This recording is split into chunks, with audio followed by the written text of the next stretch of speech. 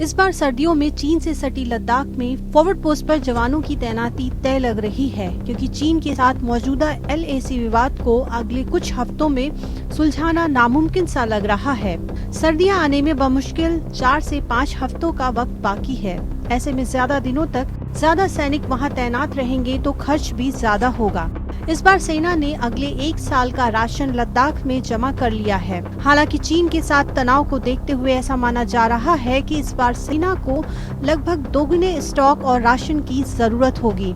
लद्दाख में सेना की 14वीं कोर में 75,000 सैनिक हैं। इस बार 35,000 से ज्यादा फोर्स को वहां भेजा गया है। चीन विवाद के बीच सेना ने हाल ही में अपनी 3 डिवीजन टैंक स्क्वाड्रन और आर्टिलरी लद्दाख सेक्टर में शिफ्ट की है।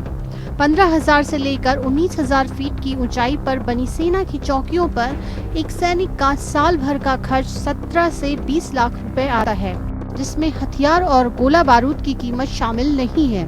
दुनिया की कोई भी सेना इस ऊंचाई पर इतने सैनिकों की तैनाती नहीं करती है। अक्टूबर के महीने में लद्दाख को देश के बाकी हिस्से से जोड़ने वाले दोनों ही रास्ते जोजिला और रोहतांग बंद हो जाते हैं। रास्ते बंद हों उससे पहले हर साल 3 लाख टन सामान सेना के लिए लद्दाख पहुंचाया जाता है।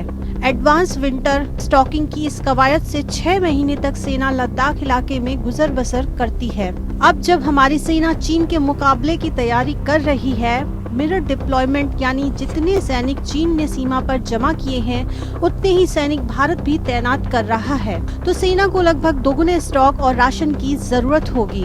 पेंगोंग, चुशलू और गलवान के वे सभी इलाके जहां मई से लेकर अभी तक दोनों देशों की सेनाओं के बीच झड़प हुई है, वहां की ऊंचाई 14,000 फीट से ज्यादा है।